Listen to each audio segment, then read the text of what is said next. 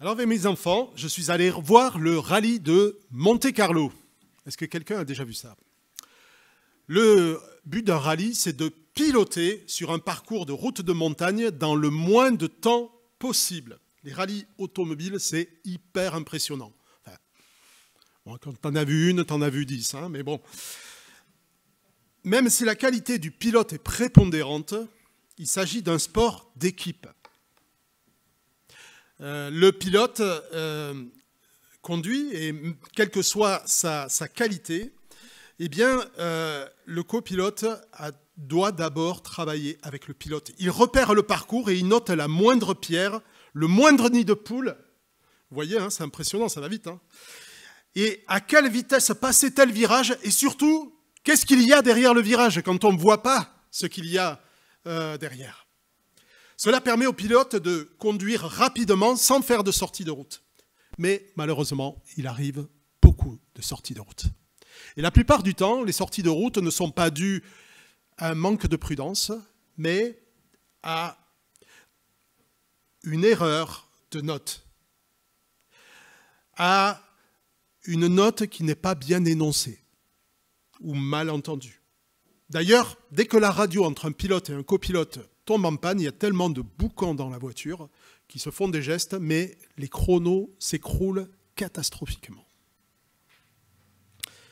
Quelle que soit la qualité du pilote de rallye, il lui est impossible de gagner quoi que ce soit sans un excellent copilote. La qualité d'un copilote se mesure à sa précision, au ton, à la musique qu'il chante dans l'énoncé. Et gauche 90 plus long. Gauche 90 plus long et droite 90 long. Et gauche 100 plus long, tard, ouvre. Dans le chapitre 7, nous avons tenté d'apporter une réponse à la question « Pourquoi est-ce que je fais ce que je ne veux pas ?» Paul a décrit son expérience. Après sa conversion, il a pris plaisir dans la loi de Dieu. Et il a essayé de s'y soumettre, mais il a fait un constat qui nous concerne tous, c'est qu'une autre loi est à l'œuvre dans ses membres, de telle sorte que lorsqu'il veut faire le bien, c'est le mal qui est à sa portée.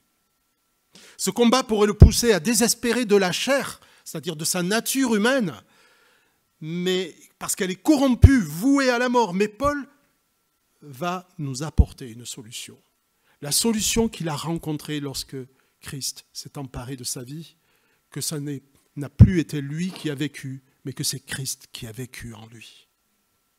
Si vous marchez par l'Esprit, c'est le thème que je veux donner aujourd'hui à cette méditation de la parole. Si vous marchez par l'Esprit, vous vivrez. N'édulcorez pas, ne mettez pas de guillemets à cette parole. N'en mettez aucun, parce que c'est la condition au salut. Romains 8, nous le lisons. Maintenant donc, il n'y a plus de condamnation pour ceux qui sont unis à Jésus-Christ, car la loi de l'Esprit qui nous donne la vie, dans l'union avec Jésus-Christ, t'a libéré de la loi du péché et de la mort. Car ce que la loi était incapable de faire, parce que l'état de l'homme la rendait impuissante, Dieu l'a fait. Il a envoyé son propre Fils avec une nature semblable à celle des hommes, pécheurs, et pour régler le problème du péché, il a exécuté sur cet homme la sanction qu'encourt le péché.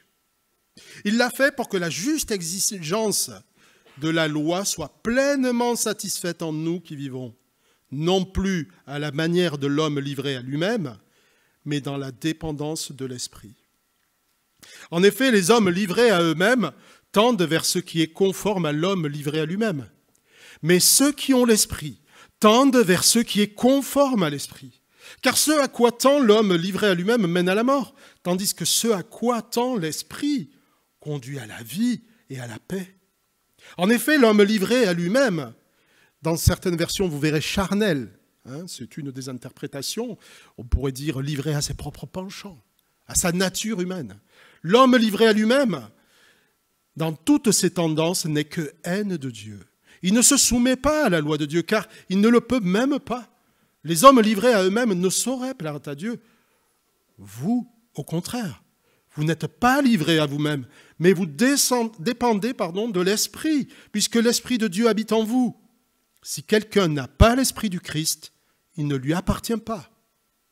Or, si le Christ est en vous, votre corps reste mortel à cause du péché, mais l'Esprit est source de vie parce que vous avez été déclarés justes.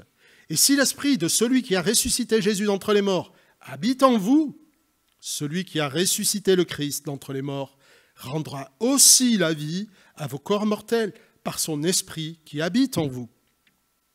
Ainsi donc, frères, si nous avons des obligations, ce n'est pas envers l'homme livré à lui-même, à l'homme charnel, pour vivre à sa manière.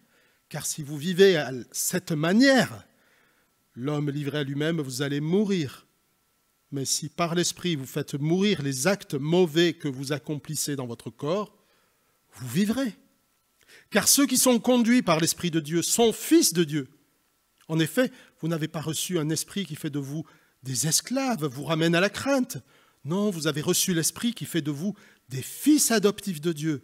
Car c'est par cet Esprit que nous crions « Abba », c'est-à-dire « Père ». L'Esprit Saint lui-même et notre esprit nous rendent témoignage ensemble que nous sommes enfants de Dieu.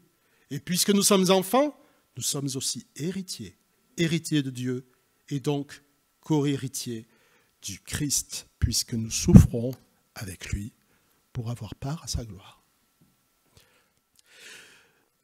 Passage qui est une des fondations de l'Évangile.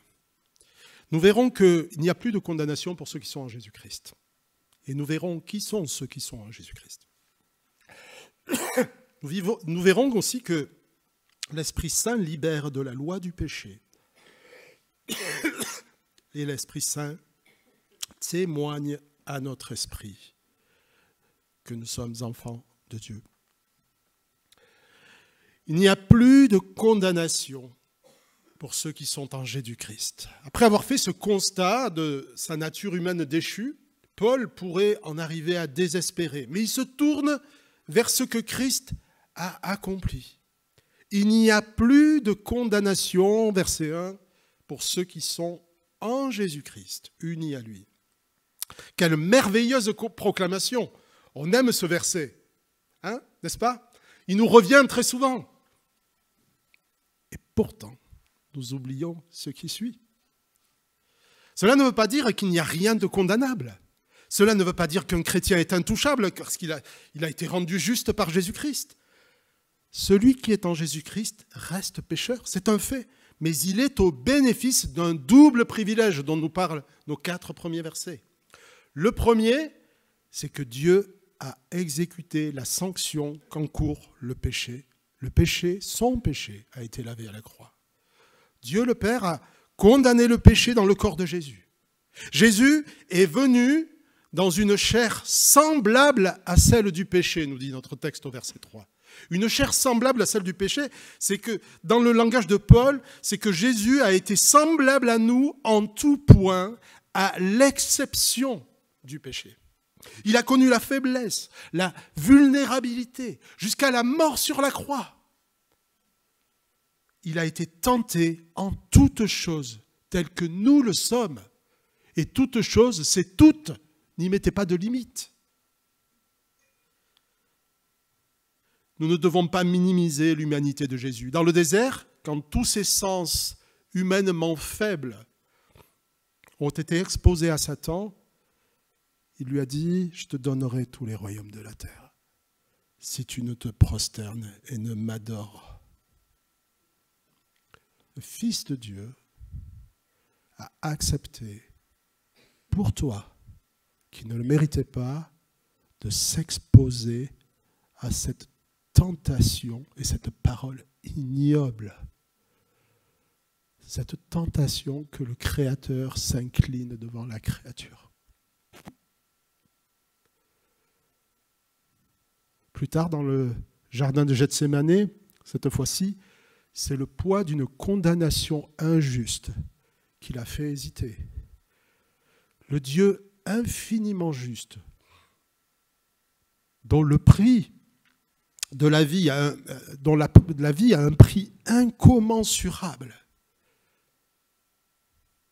s'est abaissé pour être condamné non pas comme les pécheurs, mais en tant que coupable.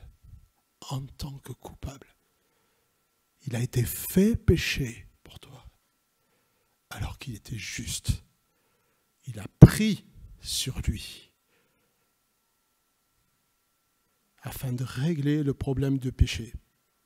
Le verset 3 nous dit que c'est Dieu qui a exécuté sur lui, sur cet homme, il précise sur cet homme, c'est intéressant, hein, la sanction qu'encourt le péché.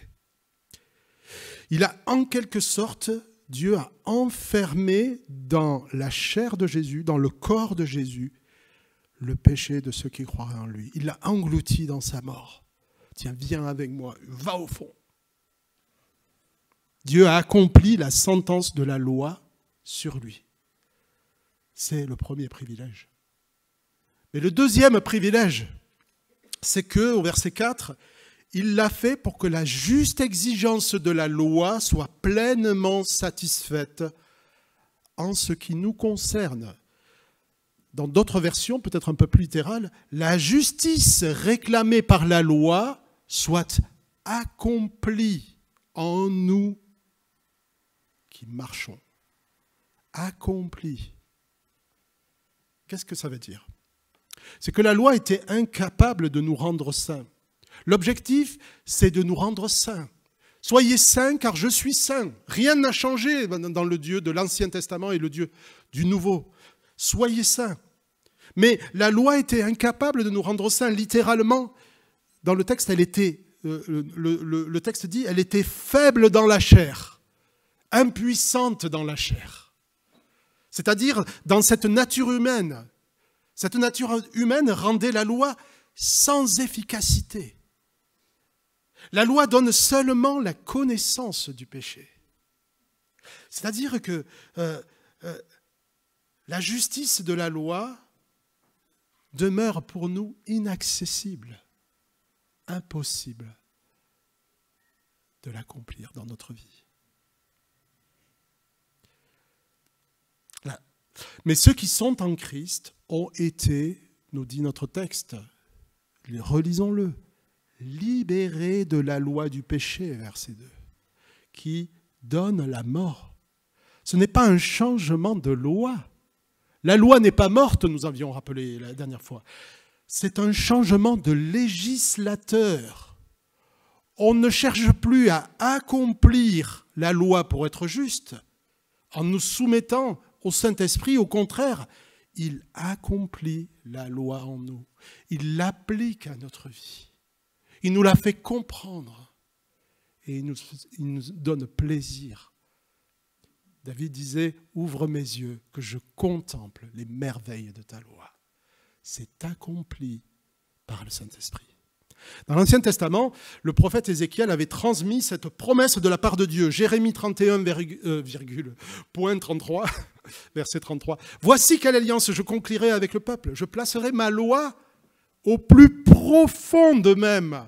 Je la graverai sur leur cœur, moi je serai leur Dieu, et eux ils seront mon peuple. » L'œuvre du Saint-Esprit, c'est de graver la volonté de Dieu dans les cœurs. Ce n'est plus la lettre qui dicte la conduite, c'est l'Esprit, l'Esprit de Dieu. Il n'y a plus de condamnation, mais pour qui ? Qui sont les en Jésus-Christ, ceux qui sont unis à lui ? Ceux qui marchent selon l'Esprit et non selon la chair. C'est aussi exclusif que ça. Excusez-moi d'appuyer sur ce passage qui est d'une importance capitale. Être dirigé par l'Esprit, c'est leur caractéristique principale. Mais comment est-ce possible ? J'en vois certains déjà qui doivent se dire, mais je continue à pécher. Ou peut-être encore, mais j'ai tout fait, je prie, j'ai confessé mes péchés, mais je vois que certains avancent et progressent dans leur vie chrétienne, mais moi non. Je suis toujours enfermé avec les mêmes pensées, les mêmes luttes. Alors ceux qui ont plus de 40 ans ont entendu parler des croisades d'évangélisation de Billy Graham. Il y avait une prédication, très simple en général, et à la fin un appel pour prendre un engagement à suivre Jésus-Christ. Les gens étaient invités à se lever et quelqu'un priait avec eux. Et mon frère s'est levé, mon plus jeune frère, lors d'une croisade avec son copain du groupe de jeunes à l'époque. Par la grâce de Dieu, mon frère, je suis tellement heureux, a persévéré. Et aujourd'hui, il sert dans une église à Toulouse. Malheureusement, son ami va de temps en temps à l'église, mais ses choix manifestent pas une soumission authentique à Jésus-Christ. En réalité, les statistiques montrent que les appels de Billy Graham, dans les appels, seuls 3% des personnes qui s'étaient levées, de celles qui s'étaient levées, avaient persévéré. Pourquoi si peu ? Parce que, c'est ma conviction, c'est que peut-être on a trop, par réaction, par un salut selon les œuvres, qui est clairement affiché dans l'Église catholique, par réaction, on a un peu trop insisté sur une prise de décision et pas assez rappelé que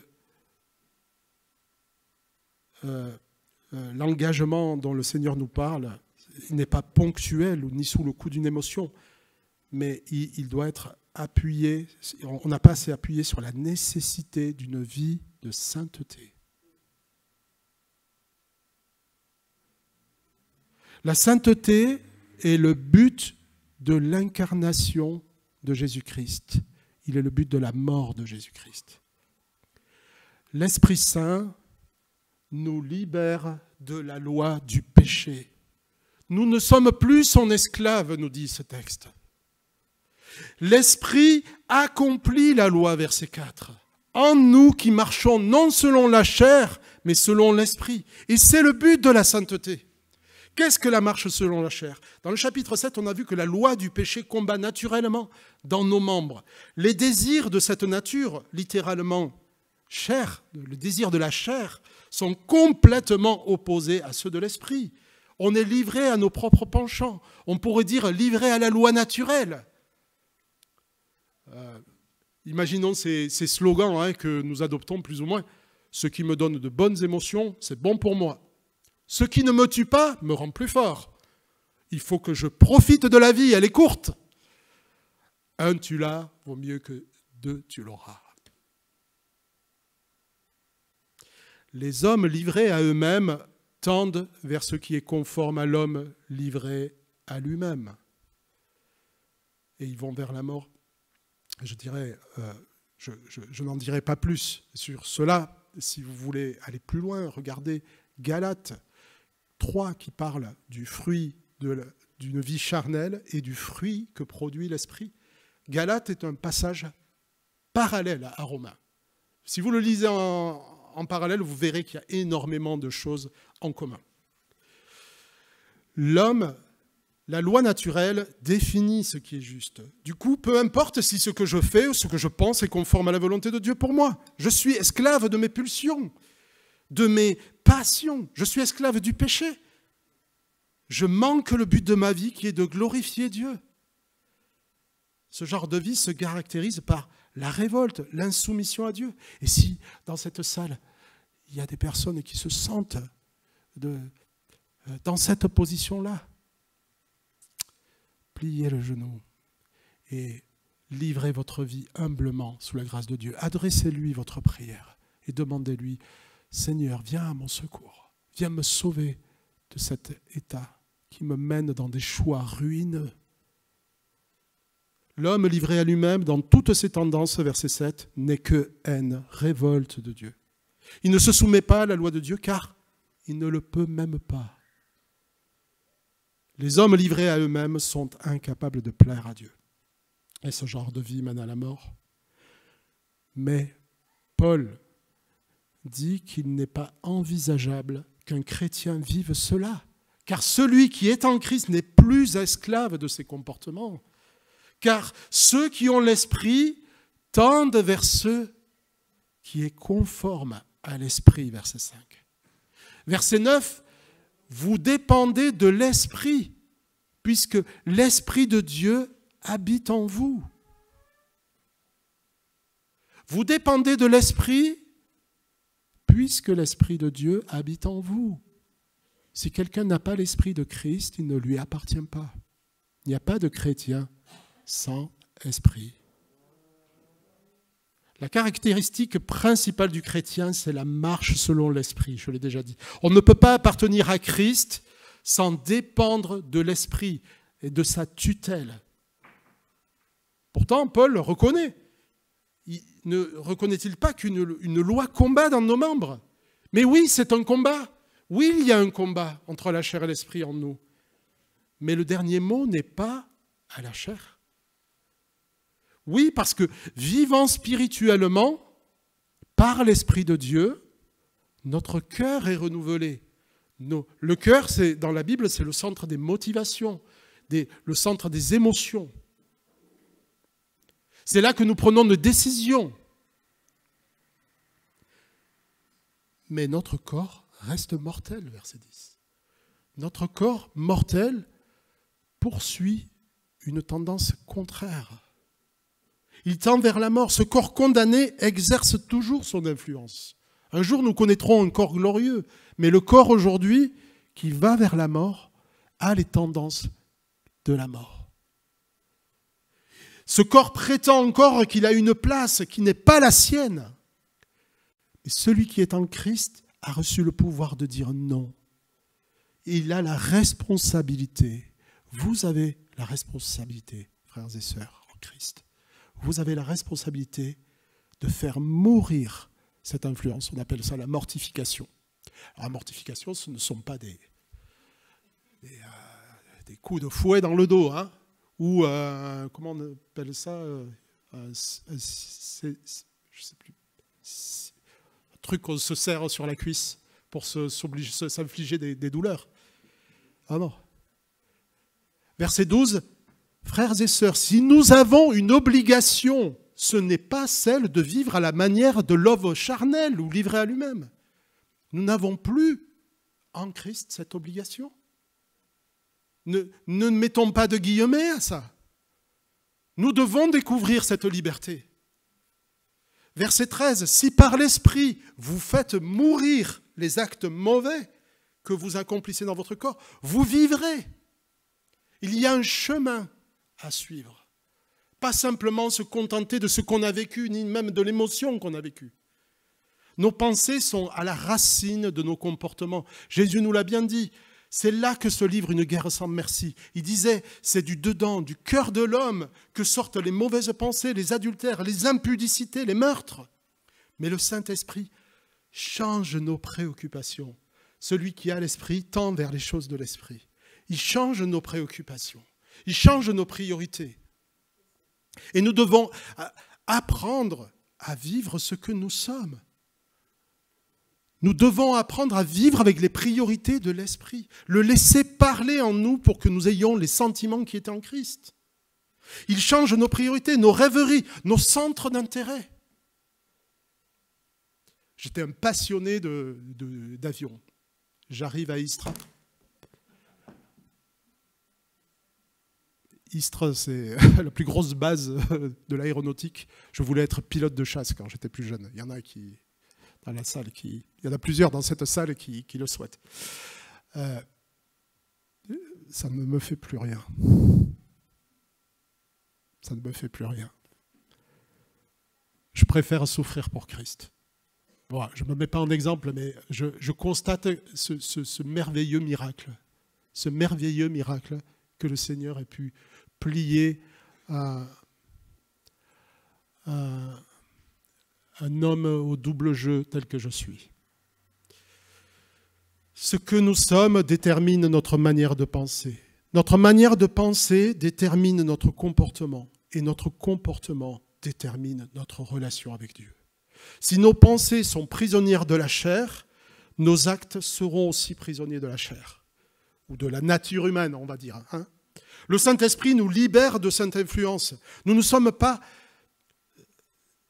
Si nous ne sommes pas des partenaires du Saint-Esprit, puisque c'est à nous de faire mourir par l'Esprit, si nous ne sommes pas partenaires avec le Saint-Esprit, si vous vivez à la manière de l'homme livré à lui-même, charnel, vous mourrez.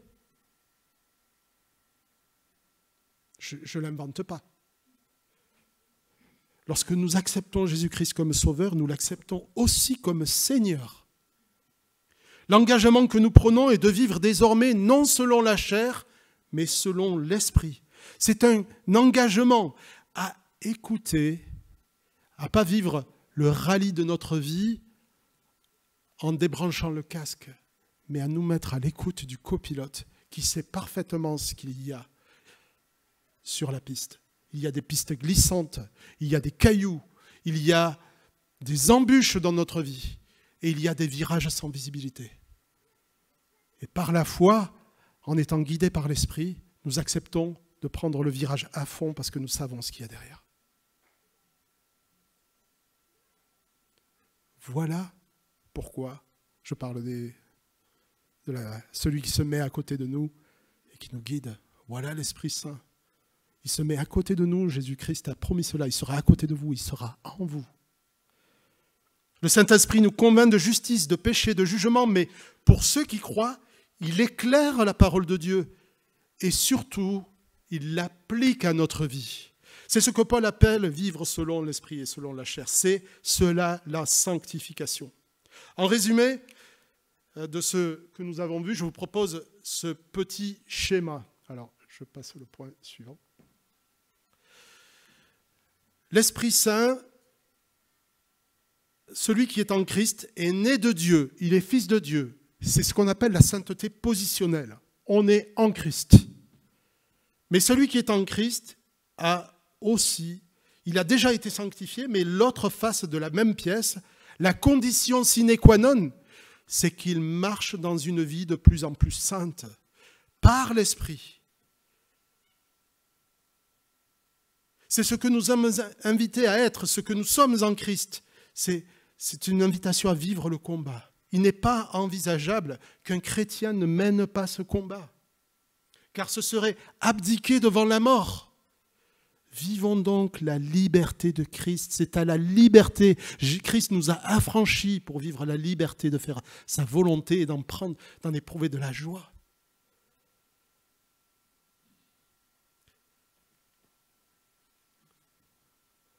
Sainteté positionnelle, sainteté progressive. Vous avez entendu le déjà et le pas encore. Le salut est entre le déjà et le pas encore. Il y a l'un et l'autre. Il ne peut pas y avoir l'un sans l'autre. Le texte de Romains 8 est très clair sur la question.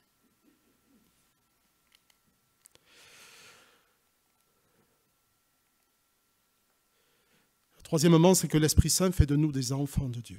Un enfant de Dieu cultive les sentiments que son Père lui enseigne, car il recherche à lui plaire de toutes ses forces. Première chose importante, c'est que est-ce que j'ai... Ah voilà, c'est ça. Recherchons la sanctification.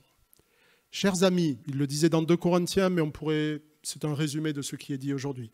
Puisque nous possédons ce qui nous a été promis en ces termes, purifions-nous de tout ce qui corrompt le corps et l'esprit, pour mener ainsi une vie pleinement sainte, dans la crainte de Dieu.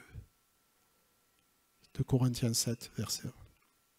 L'esprit, c'est la marque de notre rédemption. C'est un encouragement extraordinaire parce que si l'esprit qui habite en nous habite vraiment et change notre vie, alors cet esprit qui a ressuscité Jésus-Christ d'entre les morts ressuscitera aussi nos corps mortels, nous dit notre texte. C'est un formidable encouragement. L'esprit est vie, son influence est vie. Deuxièmement, c'est que l'esprit éloigne la crainte. Et je pense que Paul parle en particulier de crainte du jugement, mais aussi la crainte d'avancer avec Christ.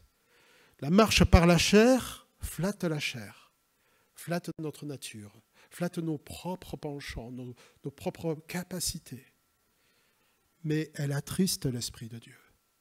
Elle encourage l'orgueil, la propre justice, mais elle fait taire l'esprit que Dieu a mis en nous et qu'il chérit jusqu'à la jalousie, nous dit la Bible.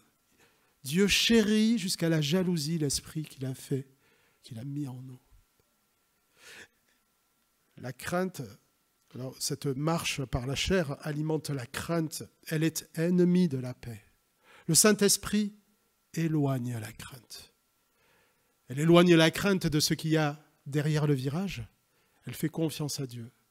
Et elle prend des décisions en fonction. Mais qu'est-ce qu'on fait par crainte? Par crainte, on peut avoir peur de se conformer à la parole de Dieu, de se confronter à la parole de Dieu.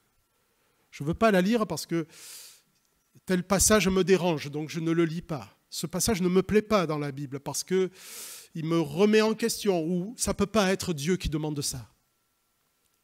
La crainte de Dieu, la crainte de se confronter à sa parole.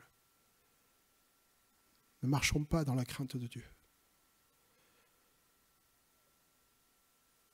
On a peur de céder aussi, par crainte, céder, de perdre la face en confessant ses fautes. Celui qui en a fini avec la chair ou la nature pécheresse en a fini avec ce genre d'auto-justification, d'auto-congratulation. Il reconnaît ses fautes, ça le soulage. Quand je pêche, le Saint-Esprit vient parler à mon cœur. Je le dis pour moi, mais je suis sûr que c'est votre expérience. Il vient parler à mon cœur. Tant que je taisais mes fautes, disait David. Mon cœur, tant que je taisais mes fautes, mon cœur, aidez-moi, je ne me rappelle plus, se consumait au-dedans de moi. On ne peut pas résister à l'Esprit Saint. Et il ne faut surtout pas le faire. La crainte. Celui qui en a fini avec la crainte, en a fini avec ça. Il reconnaît ses fautes, ça le soulage. Il se courbe humblement devant la main de Dieu. Qu'est-ce que c'est bon de confesser à Dieu et parfois à ses frères ses fautes. Il en a fini avec les faux combats. Mais pour autant, je ne crois pas qu'il s'agisse de la crainte de Dieu. Le Proverbe, la parole de l'Ancien Testament, est aussi la parole du Nouveau. C'est la crainte de l'Éternel que commence la connaissance. La crainte de l'Éternel est une source de vie. Elle fait éviter les pièges de la mort. La crainte de l'Éternel, par crainte de l'Éternel, on se détourne du mal. Quelle est la différence entre la crainte de Dieu, la crainte de l'Éternel, et la peur de Dieu? Une seule chose, la conscience que c'est un Dieu d'amour aussi et qui nous a aimés. L'amour du Père. On sait qu'on ne s'approche pas d'un copain, mais d'un feu dévorant, et en même temps, un Père plein d'amour. Cet amour nous pousse à marcher selon l'Esprit. Et l'Esprit Saint nous fait crier « Abba, Père !» Et je crois que nous devons reprendre en main cette discipline qu'avaient les chrétiens du 19e siècle, un siècle où il y a eu beaucoup de réveils, ce qu'on appelle les moyens de grâce, prière, fréquentation de la parole de Dieu. Je parle de fréquentation, hein, c'est quelque chose qu'on prend du temps à vivre. Et communion. Que faisaient les premiers chrétiens? Ils persévéraient dans l'enseignement des apôtres, dans la prière, dans la fraction du pain, communion fraternelle. Et dans l'enseignement des apôtres, donc la parole. Ce sont les bases, les éléments basiques qui permettent de marcher dans la sainteté. Les rapports que nous avons eus avec notre Père affectent durablement notre compréhension du Père qui se présente dans la Bible. Si nous avons eu un père autoritaire, on aura tendance à être obéissant parce qu'il le faut. D'autres auront un père maltraitant et seront allergiques à toute idée de colère. Et d'une manière générale, tout ce qui pourrait s'apparenter à des exigences de la part de Dieu, ce sera difficile à vivre. D'autres auront été dans l'opposition et se trouveront en opposition avec le Père qui se présente dans la Bible. Pour d'autres, enfin, tout simplement, ce Père aura été absent. Nous sommes tous marqués par des fausses conceptions héritées de nos pères. Le Seigneur veut nous libérer de nos fausses conceptions du Père, nous pousse souvent à tailler un Dieu à notre image. Je ne crois pas, et je crois que c'est un pas important dans la sanctification, je crois l'avoir vécu, que d'accepter non pas que le Père qui est dans la Bible, c'est mon Père dans la chair, mais que c'est le Père qui se révèle et que c'est en pliant le genou devant cette révélation qu'alors je suis libéré de mes craintes. C'est ce Père-là qui se présente à moi. Ce n'est pas ce que je plaque de mon Père sur ce Père. On a besoin d'être libéré de ça. C'est un pas important quand nous acceptons aussi ce Dieu avec ses aspects parfois qui dérangent notre culture. Ce n'est pas à nos expériences de soumettre la Bible, c'est à la Bible de soumettre nos expériences. Et pour nous libérer, la prière est un moyen extraordinaire de découvrir notre véritable identité en Christ. John Wesley, un jour qu'il se trouvait dans un bateau avec des disciples d'un certain comte de Zinzendorf, je ne me rappelle plus quel était ce groupe de puritains hein, qui ont produit beaucoup de fruits, des conversions. John Wesley était pétrifié de peur en pleine tempête. Il a prié Dieu et il ne comprenait pas pourquoi eux, ils étaient dans la paix, ils chantaient des cantiques, et lui, il était dans la peur de mourir. En rentrant chez lui, il a prié. Et en lisant Romains 8, il a dit, j'ai échangé la foi d'un esclave en la foi d'un fils. Abba, Père, c'est le cri de celui qui n'est plus esclave, mais fils. C'est celui qui se soumet et obéit, non parce qu'il le faut, mais parce qu'il aime son Père. Et il veut lui plaire de tout son cœur. Il entretient une véritable relation avec lui. Nous avons besoin de prier pour cela. Peu importe ce qui a caractérisé nos rapports passés avec un Père, quand nous cessons de plaquer sur Dieu ce que nous appelons un Père, parce que nous nous soumettons humblement à la révélation, nous honorons l'Esprit Saint que Dieu a mis en nous, nous cultivons alors un rapport saint à lui. Et je crois que nous cultivons aussi ce témoignage intérieur. L'Esprit Saint lui-même témoigne à notre esprit que nous sommes enfants de Dieu, verset 16. La prière est un dialogue, mais ce n'est pas un dialogue de sourds. Dans la prière et la lecture de la Bible, les deux vont de pair. Eh bien, nous apprenons à connaître le Père. Remarquez ici que c'est le Saint-Esprit qui dit à notre esprit. Le Saint-Esprit ne remplace pas notre esprit, mais il vient lui faire témoignage. Nous sommes enfants de Dieu. Dieu veut que nous sachions que nous sommes enfants de Dieu. Et il veut nous réjouir de cette connaissance et de cette réalité dans nos vies, vécues. Il veut nous réjouir. Et c'est au fur et à mesure que nous nous réjouissons de cela que nous apprenons à le connaître et à le connaître mieux. Le but de la sainteté, c'est de nous conforter que nous sommes enfants de Dieu. Par conséquent, fils et filles d'un même Père que Jésus-Christ. L'affirmation est audacieuse dans Romains 8. Co-héritier, pas héritier de second rang, co-héritier, héritier avec lui, appelé à recevoir un héritage. Dieu veut que nous sachions à qui nous appartenons. Quelle paix de se savoir aimer du Père qui est le modèle de toutes les familles de la terre. Je vous disais, utilisons les moyens de grâce. J'ai parlé de la prière, mais je crois qu'il y a la lecture de la Bible aussi. Nous croyons qu'un élément important de la sanctification, c'est la lecture de la Bible. Bible et parole de Dieu œuvrent de concert dans cette sanctification. Si nous ne cultivons pas un rapport sain à la parole de Dieu, et parfois il faut de la discipline, un disciple, il a une discipline.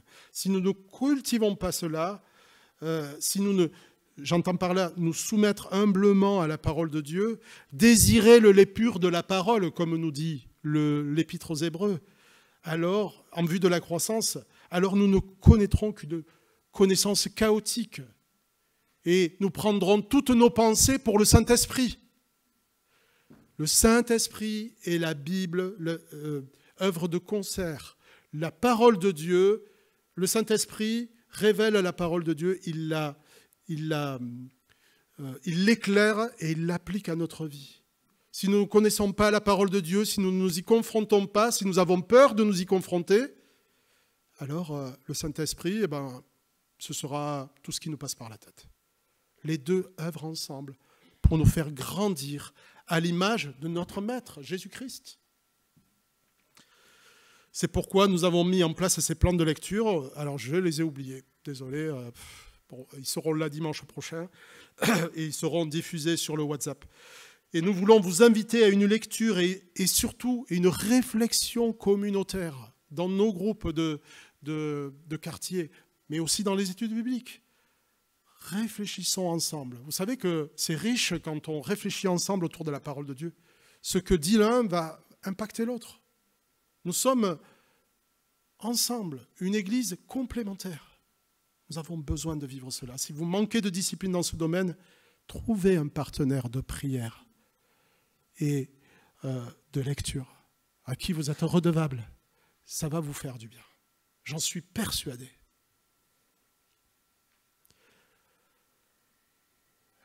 Je l'ai mis. Notre moyen d'être libéré de la loi du péché qui combat dans nos membres, c'est de revêtir Christ. La semaine dernière, vous savez, c'est encore maintenant, je ne sais pas, c'était le carnaval, en tout cas le carnaval de l'école. On a demandé à Timothée en quoi il voulait être déguisé. La réponse n'a pas été une surprise pour nous. En Spider-Man. Et Timothée a eu la plus belle combinaison de Spider-Man de tout le département. Parce que c'était pas celle que nous avions achetée, c'est la combinaison que maman lui avait fait avec des vieux t-shirts rouges et bleus et avec des marqueurs. Alors il y en avait qui rigolaient à l'école, mais ça on s'en fiche. C'est la meilleure des combinaisons, c'est celle que maman fait. Le meilleur costume que nous ayons à revêtir, c'est celui que Dieu fait et qui nous a donné. C'est Jésus-Christ. Revêtons-nous de Jésus-Christ. Ayons les sentiments qui étaient en lui. Dans Romains 13, on le verra beaucoup plus tard, mais revêtez-vous du Seigneur Jésus-Christ et ne vous préoccupez pas de votre nature propre pour satisfaire ses convoitises. Vous avez été libérés. Revêtez-vous des sentiments qui étaient en lui.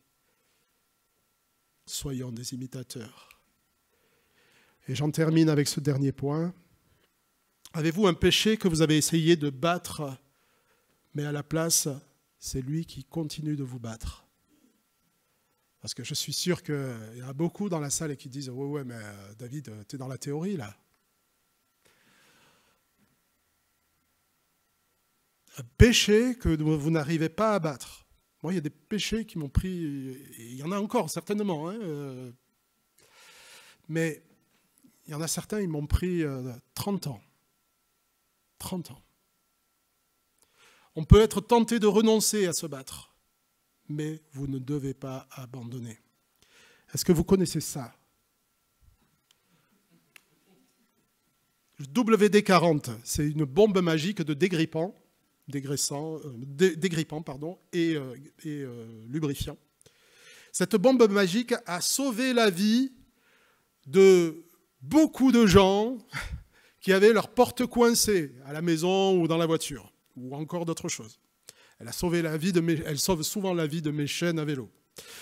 Cette bombe magique, eh bien, elle fonctionne ainsi, c'est que la solution qu'elle répand, elle s'infiltre sous l'humidité qu'il y a sur un système mécanique, et elle la chasse, et elle couvre complètement les surfaces, y compris les irrégularités microscopiques. Saviez-vous que le lubrifiant WD-40 tire son nom de l'échec des 39 premières tentatives? WD-40 signifie littéralement Water Displacement 14th Try. Ça va les anglophones là, hein? Déplacement d'eau, 40e tentative. Imaginez à quoi ressemblerait la portière de votre voiture s'ils avaient abandonné à la 39e. Vous voyez où je veux en venir? Cela peut vous prendre 40 tentatives pour déplacer le péché dans votre vie. Cela peut vous prendre 140, peu importe le temps que cela prend. Notre foi est mise à l'épreuve. Mais n'abandonnez pas. Et ne vous satisfaisez pas. Ne minimisez pas le Saint-Esprit, le pouvoir du Saint-Esprit, mais aussi le pouvoir du péché. N'abdiquez pas. Dieu continuera à vous donner la force de combattre par son esprit. Que nous soyons consternés par notre péché, et parfois des péchés récurrents, j'ai envie de dire c'est un signe de bonne santé spirituelle. C'est quand nous commençons à l'adopter comme finalement c'est normal, je suis comme ça et je ne veux rien changer, alors là, c'est grave. Mais si vous êtes consterné, c'est un signe de bonne santé. Ne découragez pas dans cette lutte, Mettez-vous à l'école de Christ. Mettez-vous à son école. Prenez son joug doux et léger. Écoutez ses instructions. Hein? Les instructions du copilote pour les virages sans visibilité et les pistes glissantes. Écoutez ses instructions et il vous donnera la victoire.